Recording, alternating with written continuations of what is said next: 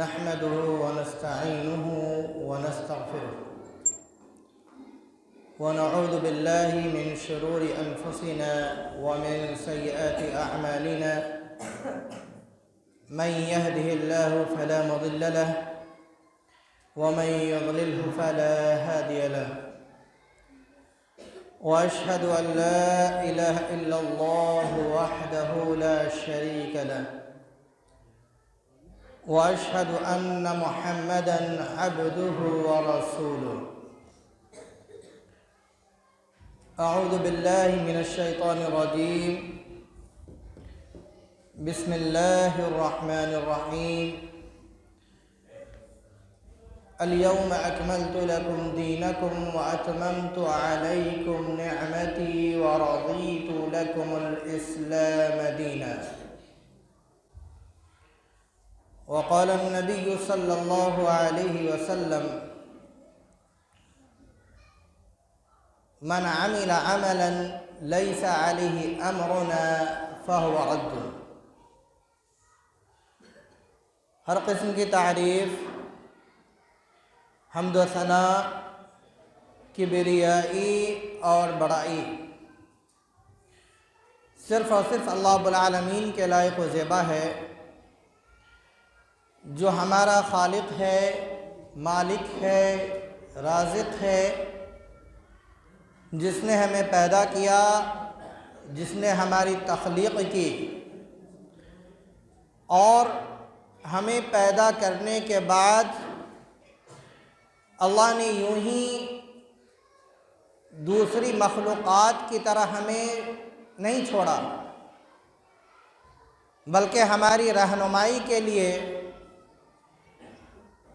ہمیں جہنم کے راستے سے بچا کر جنت کے راستے پر لانے کے لیے وقتاً فوقتاً اپنے انبیاء اور رسول کو اس دنیا میں مبعوث کیا، اور بالآخر جناب محمد رسول اللہ صلی اللہ علیہ وسلم کو اپنا آخری نبی بنا کر اپنی آخری شریعت کے ساتھ بھیجا۔ بے شمار درود و سلام نازل ہوں تمام انبیاء اور رسول پر، اور بالخصوص جناب محمد رسول اللہ صلی اللہ علیہ وسلم پر۔ اللہم بارک وسلم علیہ۔ محترم بزرگوں، دوستوں، نوجوان ساتھیوں، عزیز بچوں اور پردہ نشین میری اسلامی ماں بہنوں، اللہ رب العالمین نے ہم اہل ایمان کو جو سب سے بڑی نعمت اور جو سب سے بڑی دولت دی ہے، وہ ہے ایمان کی دولت۔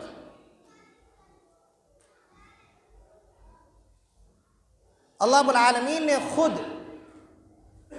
اس کا ذکر قرآن مجید کے اندر کیا اور فرمایا: لقد من اللہ علی المؤمنین اذ بعث فیہم رسولا، کہ یقیناً اللہ نے مومنین پر، اہل ایمان پر احسان کیا ہے، انہی میں سے ایک رسول بھیج کر، ان میں ایک رسول بھیج کر مومنین پر احسان کیا ہے، اور احسان اس طریقے سے کیا کہ یہ رسول اللہ کی آیتوں کو پڑھ کر سناتا ہے اور اسے پاک کرتا ہے، جبکہ اس سے پہلے یہ ضلالت و گمراہی کے دلدل میں پھنسے تھے، اس کے دانے پر تھے۔ تو یہ آیت شریفہ ہمیں اس بات کو واضح طور سے بتاتی ہے کہ اللہ کے نبی کا بھیجا جانا اور آپ صلی اللہ علیہ وسلم کی بعثت کے ذریعے ہمیں اللہ تعالیٰ نے جس نعمت سے نوازا ہے، یعنی دین اسلام اور ایمان کی نعمت، یہ اللہ رب العالمین کی سب سے عظیم ترین نعمت ہے۔ محترم بزرگوں، دوستو، خطبہ مسنونہ کے بعد میں نے آپ کے سامنے قرآن مجید کی ایک آیت پڑھی، جس کے اندر اللہ رب العالمین نے دین اسلام کی تکمیل کی بات کی۔ اللہ رب العالمین نے فرمایا جناب محمد رسول اللہ صلی اللہ علیہ وسلم کو مخاطب کر کے کہ آج ہم نے آپ کے لیے آپ کے دین کو مکمل کر دیا، نعمتیں تمام کر دی اور ہم دین اسلام سے راضی ہوئے۔ اس آیت کے اندر اب کئی باتیں غور کرنے کی ہیں جو تمہیدی طور پر میں آپ کے سامنے ذکر کروں گا۔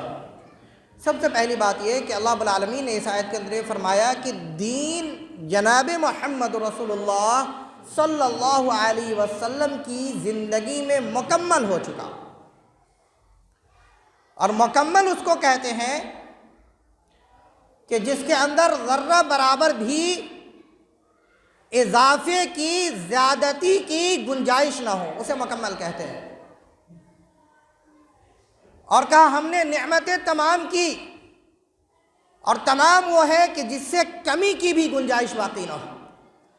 یعنی اللہ رب العالمین نے جناب محمد رسول اللہ صلی اللہ علیہ وسلم کو جس دین کو نازل کیا، وہ دین ہر اعتبار سے مکمل ہے، نہ اس میں کمی کی جا سکتی اور نہ ہی اس میں اضافے کی کوئی صورت باقی رہتی ہے۔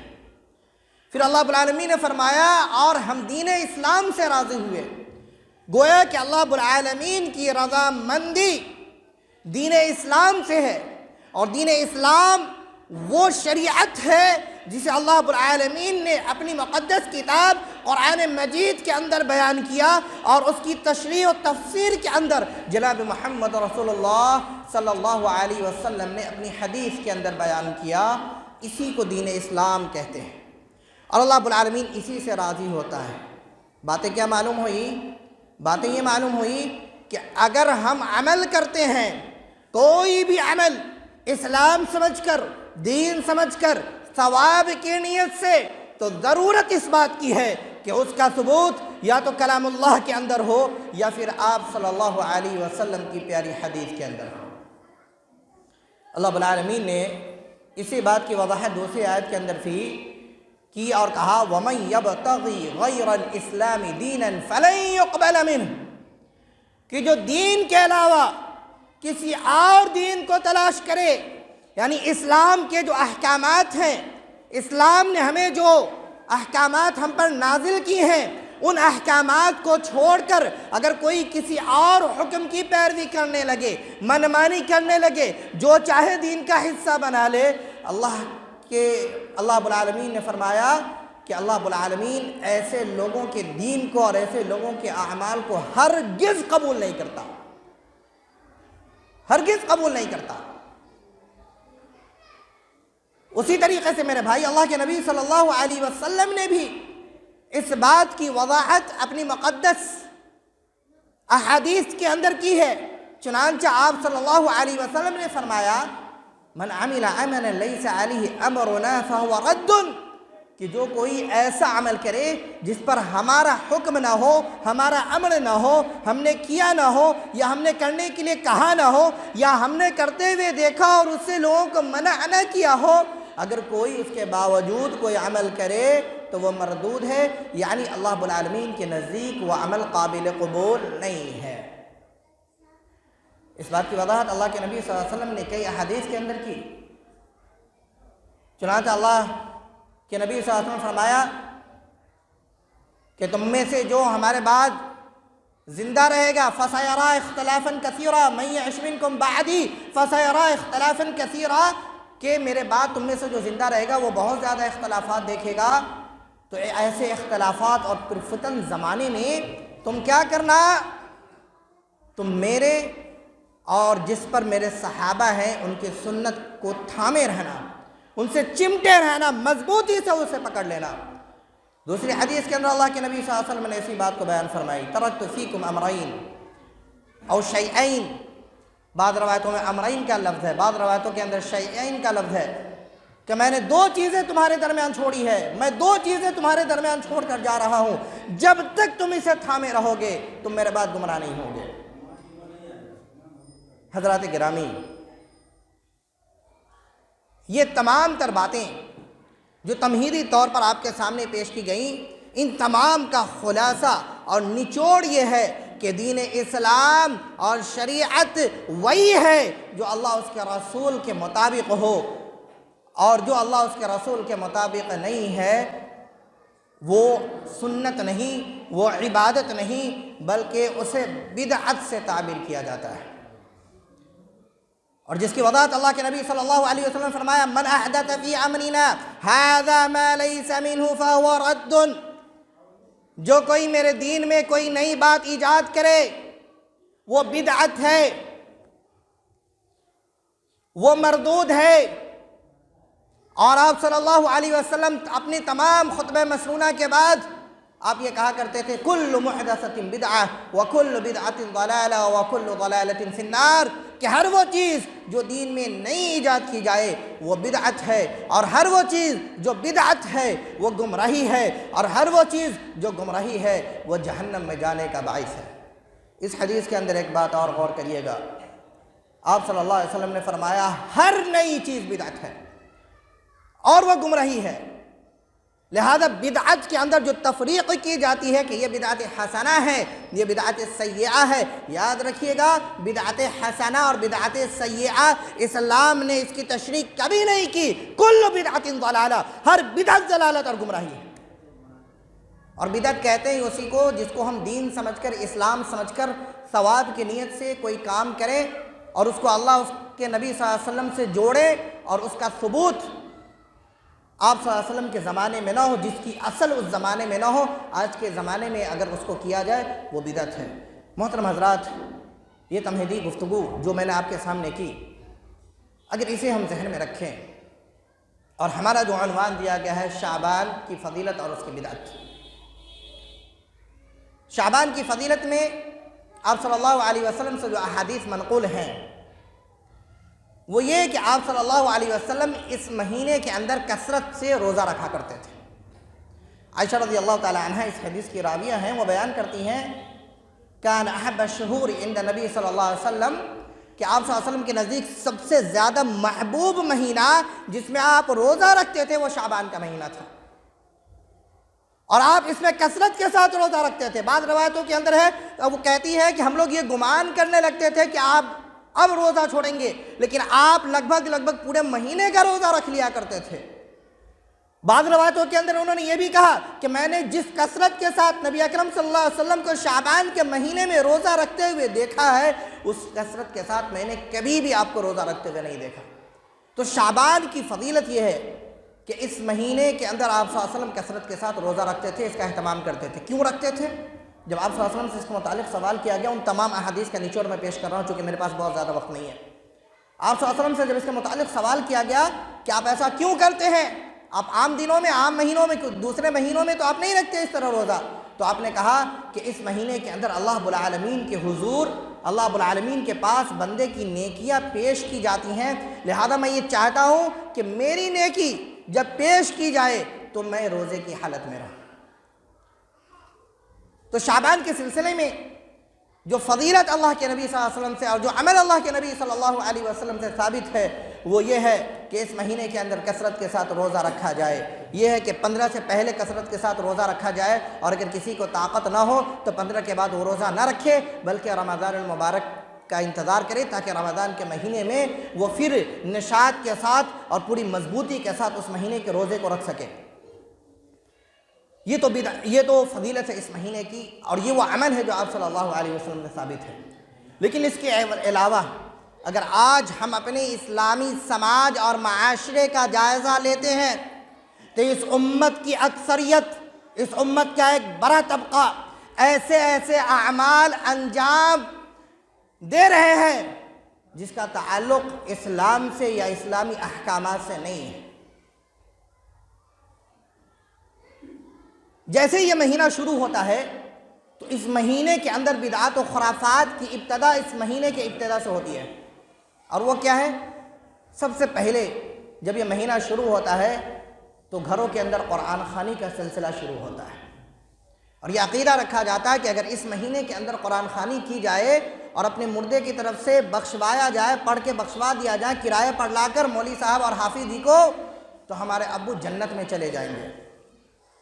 یہ عقیدہ رکھا جاتا ہے، اور اسی عقیدے کے ساتھ بلا کر قرآن پڑھوایا نہیں بلکہ قرآن کا مذاق اڑایا جاتا ہے۔ چونکہ ہم بھی ایک حافظ ہیں، اور آج سے 10 سال پہلے آپ کی مسجد میں ہم نے بھی ایک سال تراویح پڑھایا تھا 2012-13 میں. تو جہاں ہم نے حفظ کیا تھا ہم لوگ بھی قرآن خوانی کرنے جاتے تھے اور کیا کرتے تھے وہ ہمیں معلوم ہے. ایک صفحہ پڑھتے تھے 4 صفحہ الٹتے تھے اور یہی ہوتا ہے 10 منٹ میں ایک قرآن خوانی مکمل. تو سب سے پہلے تو یہ تو قرآن کا مذاق ہو رہا ہے. دوسری بات یہ کہ اگر کوئی قرآن صحیح سے پڑھے بھی تو کیا یہ شکل جو قرآن خوانی والی شکل ہے کیا یہ ثابت ہے اللہ کے نبی صلی اللہ علیہ وسلم سے؟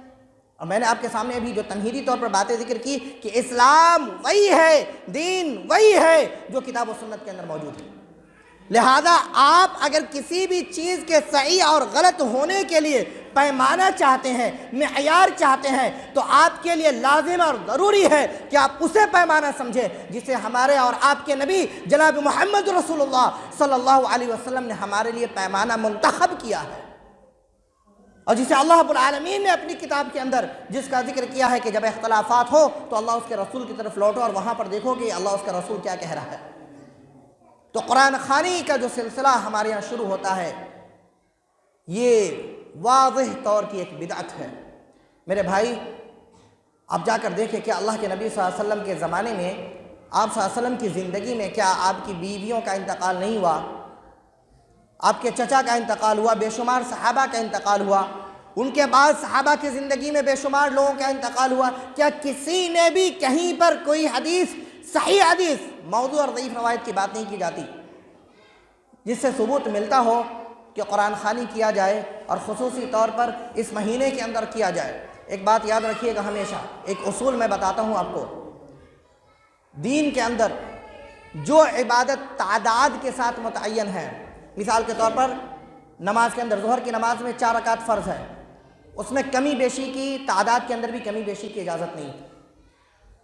دین کے اندر جو عبادت وقت کے ساتھ متعین ہے ہمیں وہ عبادت اس وقت پہ کرنی ہے، اور اگر کسی عبادت کا خصوصی تعین اگر دین میں نہیں ہے اور اس کے باوجود ہم اپنی طرف سے کوئی خاص عبادت کسی خاص وقت کے لیے متعین کرتے ہیں تو یاد رکھیے گا یہ عبادت نہیں بلکہ یہ بدعت ہے.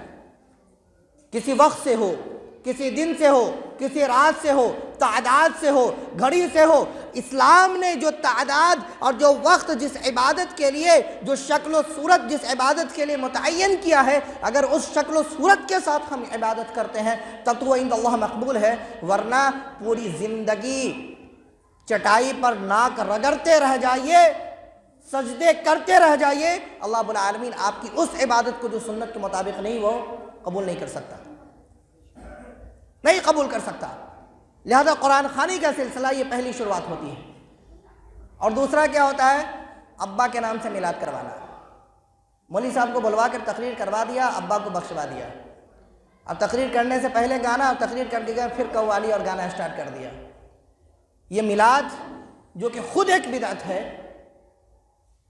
جس کا خود اللہ کے نبی صلی اللہ علیہ وسلم اور صحابہ اور تابعین کے زمانے میں کوئی وجود نہیں، کئی سو سال کے بعد ایک فاسق و فاجر نے اس کو ایجاد کیا. اس کے عمل کو آج لوگ عبادت سمجھ کر کرتے ہیں اور ایصال ثواب کی نیت سے کرتے ہیں. پوسٹر بھی لگاتے ہیں، ایصال ثواب کی نیت سے کر رہے ہیں ابا کو بخشوانے کے لیے. لہذا اس مہینے کے اندر قرآن خوانی یا پھر اس کے علاوہ قرآن خوانی، اس کا ثبوت اللہ کے نبی صلی اللہ علیہ وسلم سے نہیں ہے. اسی طریقے سے میلاد جو اس مہینے کے اندر خصوصی طور پر کیا جاتا ہے یا اس کے علاوہ کیا جاتا ہے یہ بھی بدعت کے اندر ہے. قرآن خوانی جب کیا جاتا ہے اس کے اندر اور بھی کئی امور ہیں، جیسے چنا وغیرہ پہ تسبیح گننا، یہ تمام چیزیں جو ہیں یہ تمام کی تمام چیزیں بدعت ہیں. خود اللہ کے نبی صلی اللہ علیہ وسلم کے انتقال کے بعد صحابہ کرام کی موجودگی میں ایک بار مسجد میں کچھ لوگ اسی طریقے سے حلقہ بنا کر کنکڑیوں پر تسبیح گن رہے تھے. ایک صحابی گئے اور انہیں کہا کہ ابھی اللہ کے نبی صلی اللہ علیہ وسلم کے کفن بوسیدہ بھی نہیں ہوئے ہیں، ان کے برتن بھی نہیں ٹوٹے ہیں، اور تم نے دین کے اندر نئی نئی چیزوں کو ایجاد کرنا شروع کیا، تم اپنے گناہوں کو شمار کرو. لہذا اس طریقے کے جو اعمال کیے جاتے ہیں یہ بدعت و خرافات ہیں. چلے بھائی یہ پورا ہفتہ 2 ہفتہ گزر گیا. اب جو کچھ چیزیں جو بہت زور و شور سے کی جاتی 15 شعبان کے اندر، مجھے یاد ہے کہ جب میں طالب علم تھا تو میں بھی یہ کرتا تھا. اللہ رب العالمین اس گناہوں کو معاف کرے. چونکہ ایسے ادارے میں تھا جہاں پہ یہ سب کچھ ہوا کرتا تھا. ہم لوگ بھی جاتے تھے جیسے ہی عصر کی اذان ہوئی تو گاؤں میں چکر لگانے لگتے تھے کہ کوئی تو بلا کے بولے مولوی صاحب آ کے فاتحہ پڑھ دیجئے، 5 روپیہ دے دے گا تو چلو ناشتہ ہو جائے گا۔ 15 سال 17 سال 18 سال پہلے کی بات، اس زمانے میں 5 روپیہ بھی بہت ہم لوگوں کے لیے معنی رکھتا تھا۔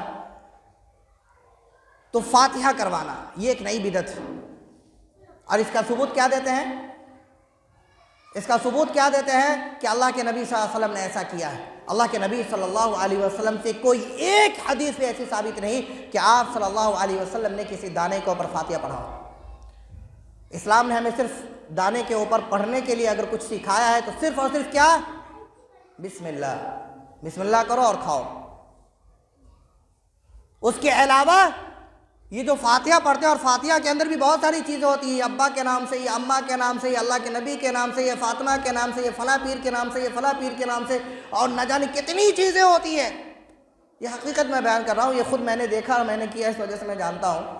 یہ تمام تر چیزیں ہوتی ہیں، اور یہ ہم جیسے کم علم علماء یا پھر پیٹ کے پجاری امت کو گمراہ کرتے ہیں، اور تھوڑے سے پیسے کے لیے اپنے ایمان کو بھی برباد کرتے ہیں، دوسرے کے ایمان کو بھی لوٹتے ہیں اور برباد کرتے ہیں۔ اسی طریقے سے جب شام ہوتی ہے تو رات بھر لوگ کیا کرتے ہیں؟ عبادت کرتے ہیں۔ اس سلسلے میں ایک موضوع روایت پیش کرتے ہیں، اللہ کے نبی صلی اللہ علیہ وسلم سے ثابت کرتے ہیں، نہایت ہی ضعیف روایت ہے۔ حدیث کے الفاظ یہ ہیں کہ اذا کان نصف لیلۃ شعبان فقوموا لیلھا وصوموا نہارھا، کہ جب 15ویں شعبان کا آئے، اس کی شب ہو، تو رات بھر قیام کرو اور دن بھر روزہ رکھو۔ اگلے دن یاد رکھیے، اس دن خصوصی طور پر رات بھر قیام کرنے اور دن بھر روزہ رکھنے کے متعلق جو احادیث بیان کی جاتی وہ نہ صرف ضعیف ہے بلکہ بعض محدثین نے اس کو موضوع کے کٹگرے میں کھڑا کیا ہے۔ بعض لوگوں نے اسے نہایت ضعیف جدہ کہا، بعض لوگوں نے یہاں تک کہا، جیسے ابن الجوزی وغیرہ نے کہا کہ یہ موضوع ہے۔ اب موضوع کہتے ہیں جھوٹی باتیں جس کو اللہ کے نبی صلی اللہ علیہ وسلم سے جوڑ دی گئی، اور اسی حدیث کے اندر ہے کہ اللہ رب العالمین جو ہے آسمان دنیا پر آتا ہے اور یہ باتیں کرتا ہے۔ ہاں، یہ ضرور ہے کہ 15 شعبان کے فضیلت کے سلسلے میں ایک حدیث آپ صلی اللہ علیہ وسلم سے جس کو علامہ البانی نے صحیح یا حسن کے درجے تک رکھا ہے، وہ یہ ہے کہ اللہ کے نبی صلی اللہ علیہ وسلم نے فرمایا کہ اللہ رب العالمین جو ہے آسمان دنیا پر نازل ہوتا ہے، اور اس دن تمام لوگوں کی گناہوں کو معاف کر دیتا ہے سوائے حسد رکھنے والے اور مشرک کے علاوہ، تمام کے گناہوں کو اللہ رب العالمین معاف کر دیتا ہے۔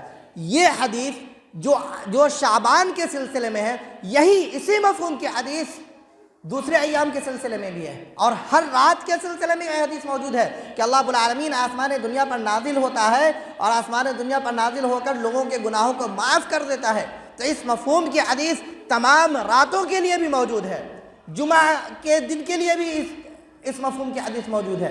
لہذا اور دنوں میں عبادت نہ کرنا اور اس دن خصوصی طور پر جگ کر اور ایک باطل عقیدے کے ساتھ عبادت کرنا، میرے بھائی یاد رکھیے گا، یہ بدعت ہے، اور جس حدیث سے ثبوت پکڑا جاتا ہے وہ حدیث منگھرت حدیث ہے، وہ منگھرت روایت ہے۔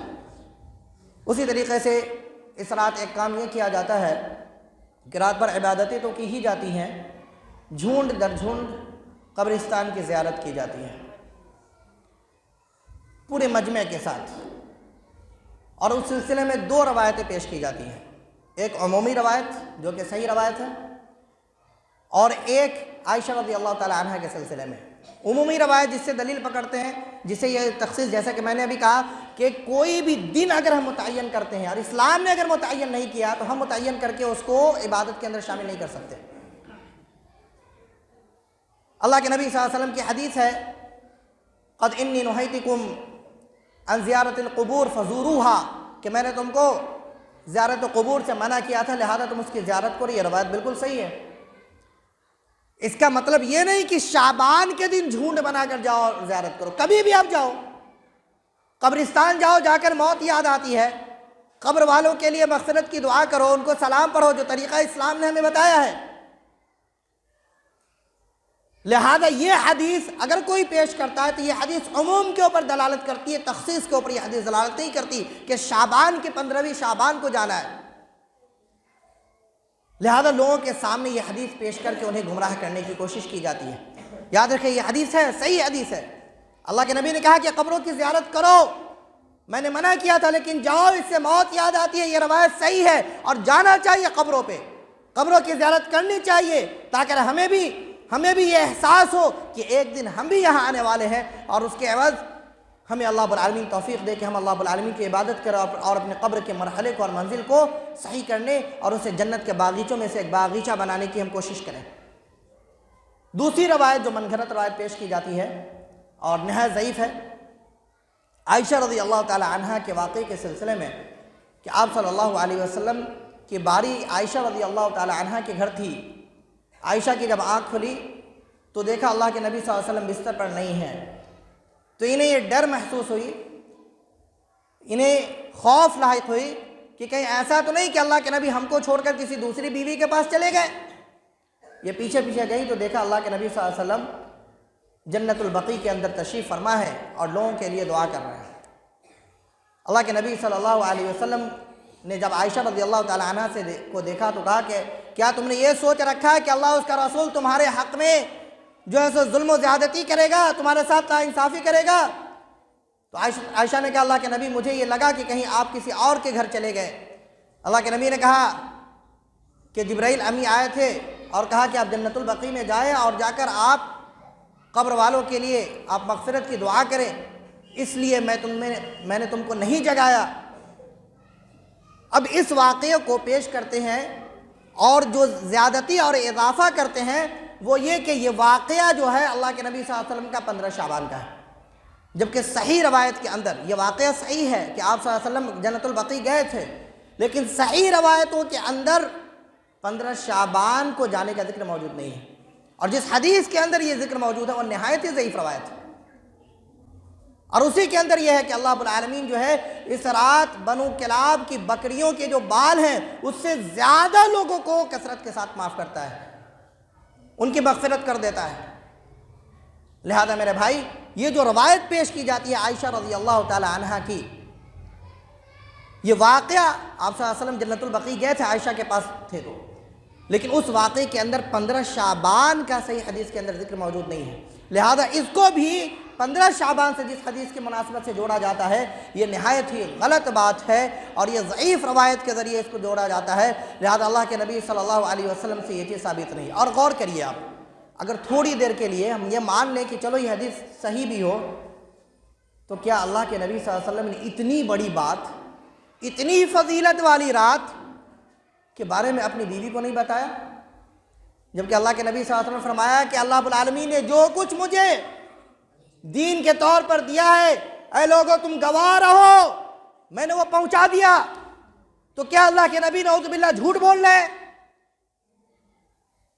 نہیں میرے بھائی، اگر یہ چیز صحیح ہوتی اور یہ امت کے لیے یہ چیز ہوتی، اللہ کے نبی صلی اللہ علیہ وسلم عائشہ کو بھی جگاتے، آپ صلی اللہ علیہ وسلم صحابہ کو بھی اس سے باخبر کرتے، اور اس کے بعد ہر سال صحابہ جوق در جوق قبرستان جایا کرتے اور قبرستان جا کر اپنے مردے کے لیے دعا کیا کرتے۔ لیکن اس واقعے کے علاوہ اللہ کے نبی صلی اللہ علیہ وسلم سے کوئی دوسرا واقعہ بھی نہیں ملتا کہ آپ گئے ہوں، اور نہ ہی کسی صحابہ سے یہ عمل منقول ہے۔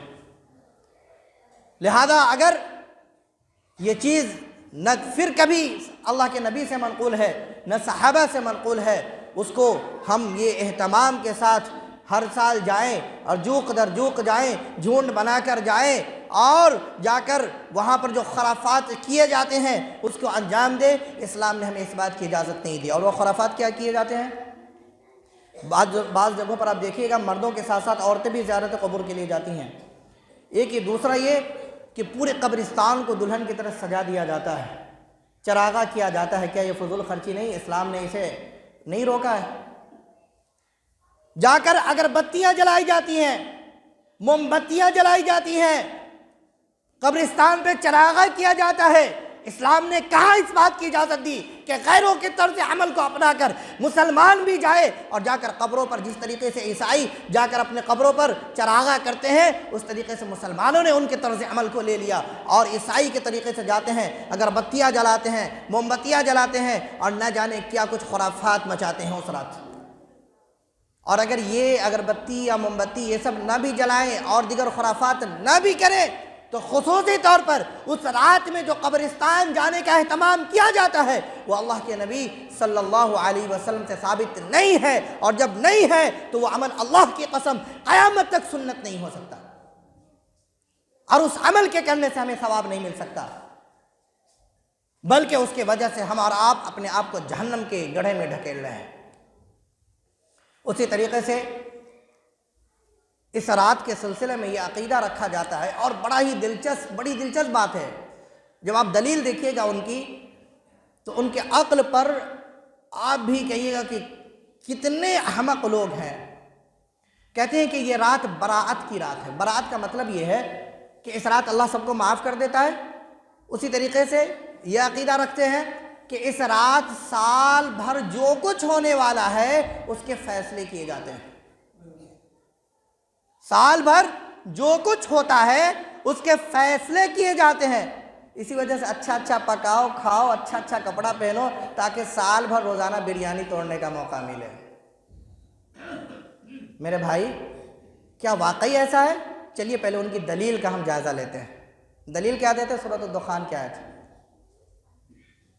کہ ہم نے اللہ رب العالمین نے فرمایا اِنَّا أَنزَلْنَاهُ فِي لَيْلَةٍ مُبَارَكَةٍ إِنَّا كُنَّا مُنذِرِينَ فِيهَا يُفْرَقُ كُلُّ أَمْرٍ حَكِيمٍ۔ سورۃ الدخان کی آیت ہے۔ اس آیت کا ترجمہ پہلے اچھے سے سمجھ لیجئے گا۔ اللہ رب العالمین نے فرمایا کہ ہم نے اس کو یعنی قرآن کو بابرکت رات میں نازل کیا۔ ہم نے قرآن کو بابرکت رات میں نازل کیا۔ ہم ہی لوگوں کو ڈرانے والے، آگاہ کرنے والے ہیں، اور اسی رات جو بابرکت رات ہے تمام معاملات کے فیصلے کیے جاتے ہیں۔ اب اس جو بابرکت ہے نا، شب برات، جاہل کو تو بس بے سے ملانا ہے نا جاہلوں کو، شب برات، اب بابرکت بولتے، دیکھو یہ برات اب برکت ملا کنیکشن، اب یہ سمجھ جاؤ کہ یہ شب برات کے سلسلے میں آیت ہے۔ ان کی عقل اور ان کی احمقانہ گفتگو پر آپ جتنا افسوس کر سکتے ہیں کریں۔ مسلمان کا بچہ اس بات کو جانتا ہے کہ اللہ رب العالمین نے قرآن کو جو نازل کیا ہے وہ کس مہینے میں نازل کیا ہے؟ قرآن کو کس مہینے میں نازل کیا ہے؟ رمضان المبارک کے مہینے میں۔ خود اللہ رب العالمین نے فرمایا شہر رمضان الذی انزل فیہ القرآن، کہ رمضان کا مہینہ وہ مہینہ ہے جس میں قرآن کو نازل کیا گیا۔ اور رمضان کے مہینے میں بھی کس رات نازل کیا؟ اِنَّا أَنزَلْنَاهُ فِي لَيْلَةِ الْقَدْرِ، ہم نے اس کو قرآن کو لیلۃ القدر میں نازل کیا۔ وَمَا أَدْرَاكَ مَا لَيْلَةُ الْقَدْرِ، آپ کو کیا معلوم کہ لیلۃ القدر کیا ہے، اس کی فضیلت اور اس کا مقام و مرتبہ کیا ہے؟ خَيْرٌ مِّنْ أَلْفِ شَهْرٍ، 1000 مہینوں کی عبادت سے بہتر ہے۔ اور پھر تنزل الملائکۃ والروح فیہا بإذن ربہم من کل امر، کہ فرشتے اور روح سے مراد یہاں پر جبرائیل ہیں۔ اچھا، روح جو ہے نا، روح، اسی سے ایک اور عقیدہ رکھتے ہیں انشاءاللہ، وہ بھی میں ابھی بتا رہا ہوں۔ تنزل الملائکۃ کہ فرشتے نازل ہوتے ہیں، روح سے مراد یہاں پر جبرائیل امی ہے، اور اس کا ذکر اللہ رب العالمین نے دوسری آیتوں کے اندر بھی کیا ہے کہ وہ آسمان دنیا پر تمام امور جو سال بھر ہونے والے وہ لے کر آتے ہیں، اور فجر تک جو ہے وہ زمین کے اوپر رہتے ہیں، اللہ رب العالمین کی رحمتیں اور برکتیں نازل ہوتی رہتی ہیں۔ تو لوح محفوظ سے آسمان دنیا پر سال بھر جو کچھ ہونے والا ہے اللہ رب العالمین فرشتوں کے حوالے وہ کرتا ہے لیلۃ القدر میں، نہ کہ شب برات میں۔ اس لیے کہ جس آیت کو دلیل بنا رہے ہیں اس کے اندر اس بات کا کہ صراحت ہے کہ ہم نے اس کو نازل کیا، اور اللہ کی قسم ہر مسلمان کا یہ عقیدہ اور یہ ایمان ہے کہ قرآن کو اللہ تعالیٰ نے شعبان میں تو نازل نہیں کیا، کیونکہ خود قرآن نے کہا کہ ہم نے اس کو رمضان میں نازل کیا۔ اچھا، اس مہینے کے اندر، اس رات کے اندر یہ بھی عقیدہ رکھتے ہیں کہ ابا جو 10 سال 20 سال 50 سال پہلے مر گئے ہیں، اماں جو مر گئی، دادا دادی پردادا جو پرکھ کو چلے گئے ہیں، ان کی روحیں اس رات آتی ہیں حلوہ پوری کھانے۔ اور اس کی دلیل بھی بعض احمق لوگ کہتے ہیں یہ جو سورۃ القدر کے اندر ہے تنزل الملائکۃ والروح، کہ فرشتے نازل ہوتا ہے، روح، تو کہتے ہیں دیکھو روحیں آتی ہے. اور روح سے مراد کیا ہے یہاں پر؟ روح سے مراد کیا ہے؟ جبرائیل علیہ السلام. ان کو قرآن نے کئی مقامات پر روح سے تعبیر کیا ہے. تو اس سے بھی کہتے ہیں کہ ابا کی، اماں کی اور مرے ہوئے لوگوں کی روحیں آتی ہے گھر پہ. اسی وجہ سے گھر کے اندر کیا کرتے ہیں؟ اگربتی جلاتے ہیں. اگر کہیں پہ گڈھا اٹھا ہے تو اس کو بھرتے ہیں کہ ابا آئے تو کہیں گر نہ جائے لڑکھڑا کے. زندگی میں باپ لڑکھڑا رہا ہے تو کبھی لاٹھی بننے کی ضرورت نہیں، توفیق نہیں ہوتی کہ باپ کو سہارا دے. اب باپ جو قبر میں چلا گیا ہے، جس کی کیا حالت ہے، یہ شعبان کی 15ویں تاریخ کو گڈھا بھر رہا ہے کہ ابا کہیں لڑکھڑا کے گر نہ جائے. مظفر پور میں میرے سامنے ہم لوگ جہاں پہلے رہتے تھے، وہاں پہ اسی طریقے کا ایک واقعہ پیش آیا تھا. تو اس نے یہ لفظ مجھ سے ذکر کیا تھا، اس لیے میں کہتا ہوں کیوں بھر رہے ہیں؟ تو کہا تھا کہ اس لیے کہ آج جو روح آئیں گی نا تو کہیں ایسا نہ ہو کہ گر جائے. تو یہ باطل عقیدہ اور نظریات جو غیر مسلموں کا ہے، جن کا ماننا ہے کہ مرنے کے بعد روح بھٹکتی رہتی ہے، روحیں واپس آتی ہیں الگ الگ شکلوں میں، الگ الگ صورتوں میں. آج یہ اہل ایمان اسلام کے نام پر ایسا عقیدہ رکھتے ہیں. اسلام کے نام پر ایسا عقیدہ رکھا جاتا ہے، اور اس کو پیش کرنے کے لیے نہ جانے کیسی کیسی من گھڑت احادیث اور ضعیف احادیث اللہ کے نبی صلی اللہ علیہ وسلم اور صحابہ سے جوڑ کر پیش کی جاتی ہے، اور اہل اسلام کو، امت اسلام کو گمراہ کیا جاتا ہے. اچھا، ایک اور بات بڑی دلچسپ بات ہے، وہ کیا کہ اس مہینے میں اور 15 شعبان کو حلوہ بھی بناتے ہیں، پوری بھی بناتے ہیں. ایک تو جو آئیں گے وہ لوگ مر گئے ہیں نا، تو دانت بھی ٹوٹ گیا ہوگا تو کھانے میں آسانی ہوگی، اس لیے حلوہ بناتے ہیں. دلیل کیا دیتے ہیں؟ دلیل سنیے. کہتے ہیں کہ اللہ کے نبی صلی اللہ علیہ وسلم کا دندان مبارک جب شہید ہوا تھا، ٹوٹ گیا تھا، تو آپ نے حلوہ کھایا تھا. ٹھیک ہے، تم بھی دانت توڑواؤ، حلوہ کھاؤ. جب دانت ٹوٹ جائے، دانت نہ رہے، تو سخت چیز کھانے میں تکلیف ہوگی. اگر کوئی بیماری کی وجہ سے آپ صلی اللہ علیہ وسلم نے اگر حلوہ بنوا کے کھایا تو اس کو دین کا حصہ بنا دیا گیا. یہ کیسی احمقانہ گفتگو ہے. اور ایک بات سنیے، آپ صلی اللہ علیہ وسلم کا جو دانت ٹوٹا تھا وہ کب ٹوٹا تھا معلوم ہے؟ شوال کے مہینے میں، عید کے مہینے میں، جس کو آپ عید کا مہینہ کہتے ہیں. عید کا مہینہ شعبان سے پہلے آتا ہے کہ بعد میں؟ پہلے آتا ہے کہ بعد میں؟ تو آپ صلی اللہ علیہ وسلم کا جنگ کے موقع سے دانت ٹوٹا تھا، اور وہ بھی شوال کے مہینے میں، 1.5 مہینہ 2 مہینہ کے بعد. اور یہ کمبخت 2 مہینہ پہلے حلوہ بنوا کے کھا رہے ہیں اور کہتے ہیں کہ آپ صلی اللہ علیہ وسلم کا دانت ٹوٹا تھا اس لیے ہم بھی حلوہ کھا رہے ہیں. نعوذ باللہ، نعوذ باللہ. تو یہ تمام تر باطل عقائد، باطل نظریات، اور ہم سماج معاشرے کے اندر مروجہ بدعات و خرافات ہیں جو روز بروز پروان چڑھتے جا رہے ہیں، اور امت مسلمہ اس کو اپنا رہے ہیں. اور بہت سے لوگ آج کل ہمارے گھروں کے اندر بھی، اہل حدیثوں کے ابھی یہ چیز بنتا ہے، اور ہیلا اور بہانہ کیا بناتے ہیں کہ سب کے گھر میں بننا ہے، اگر ہم نہ بنائیں گے تو بوا جائیے سب کے گھر میں، تب دیکھ کے منہ بوا کا للچے لیے بنانا ہے. یہی باتیں مائیں کہتی ہیں. اللہ کی قسم، آپ اس بہانے کے ذریعے ایک ناجائز چیز کو، ایک بدعت کو اس بہانے اور ہیلے کے ذریعے جائز نہیں کر سکتی. لہذا میری ماں بہنوں، آپ کو حلوہ جب بنانا ہے بناؤ، کھاؤ. اللہ نے جو دیا ہے، کلوا من الطیبات ما رزقناکم، اللہ نے جو پاک رزق دیا ہے بناؤ کھاؤ. کون منع کرتا ہے؟ لیکن ایک باطل مناسبت سے، جس کو اسلام سے جوڑا جاتا ہے، جس کو دین سے جوڑا جاتا ہے، جس کو اللہ کے نبی سے جوڑا جاتا ہے، اور ثواب سمجھ کر جس کو انجام دیا جاتا ہے، اور جبکہ وہ عمل اللہ اس کے رسول سے ثابت نہیں، صحابہ سے ثابت نہیں، تابعین سے ثابت نہیں، تبع تابعین سے ثابت نہیں. لہذا ایسے عمل سے اجتناب کرو، تب جا کر آپ بوا کی خواہشات کو دنیا کے اندر بھی پوری کر سکو گی، اور آخرت میں بھی انشاءاللہ اسے جنت میں لے جاؤ گی. ورنہ اس چھوٹی چھوٹی سی خواہشات کے چکر میں اس کی آخرت کو برباد کر بیٹھیں گی آج. لہذا شعبان کے سلسلے میں جو بھی بدعات و خرافات ہمارے سماج اور معاشرے میں ہے، سوائے اس ایک چیز کے کہ اس مہینے میں روزہ رکھنا ثابت ہے۔ آپ روزہ رکھیے، کثرت کے ساتھ روزہ رکھیے، اگر آپ کے پاس طاقت نہیں ہے تو 15 کے بعد آپ روزہ مت رکھیے۔ اس کے علاوہ آپ صلی اللہ علیہ وسلم سے، صحابہ سے، سلف سے کوئی بھی عمل ثابت نہیں ہے، چاہے اس دن رات میں عبادت کرنا ہو، اگلے دن کا روزہ رکھنا ہو، حلوہ بنانا ہو، قبرستان جانا ہو، فاتحہ کرنا ہو، قرآن خوانی کرنا ہو، یا اس طرح کے اور بھی بدعات و خرافات جو انشاءاللہ آنے والے وقتوں میں اور اس کے اندر ایڈ کیا جائے گا اور اضافہ کیا جائے گا۔ یہ لوگ پیٹ کے پجاری لوگ امت کو گمراہ کرنے کے لیے شمار کروائیں گے۔ یہ تمام کی تمام چیزیں بدعات و خرافات ہے۔ اور ایک حدیث پیش کر کے میں اپنی بات ختم کروں گا۔ اللہ کے نبی صلی اللہ علیہ وسلم نے فرمایا، من یقل علی ما لم اقل فلیتبوأ مقعدہ من النار، جو کوئی میرے متعلق کوئی ایسی بات کہے، جو میری طرف کسی ایسی بات کی نسبت کرے جو میں نے نہیں کی، جو میں نے نہیں کہا، اور اس کے باوجود وہ کہے کہ اللہ کے نبی نے ایسا کیا، یہ سنت ہے، یہ دین ہے، یہ اسلام کا حصہ ہے، تو وہ یہ جان لے کہ وہ اپنا ٹھکانہ جہنم کے اندر بنوا لے۔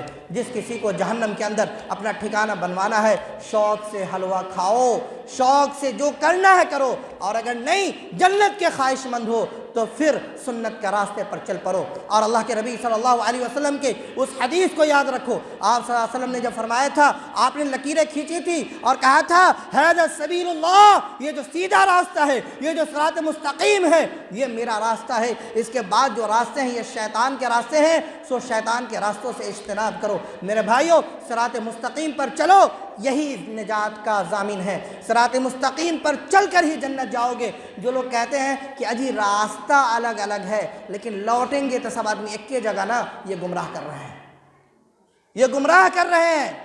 اللہ رب العالمین نے بھی واضح طور پر فرمایا کہ تم تفرقے بازی نہ کرو، بہت سے راستے کو اختیار نہ کرو۔ اگر بہت سے راستوں پر چلو گے تو اپنے صحیح راستے صراط مستقیم سے بھٹک جاؤ گے، گمراہ ہو جاؤ گے۔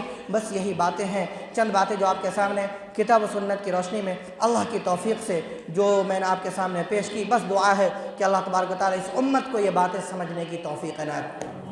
اللہ رب العالمین ہمیں بھی سنت کا پابند بنائے، اور ہمارے علاوہ جتنے بھی لوگ جو اسلام اور ایمان والے ہیں، اللہ رب العالمین ان تمام کو سنت کے مطابق عمل کرنے کی توفیق عنایت فرمائے، بدعات و خرافات سے بچائے، اور جب تک زندہ رکھے اسلام پر زندہ رکھے، اور جب ہماری موت ہو تو ایمان کی حالت میں ہماری موت ہو۔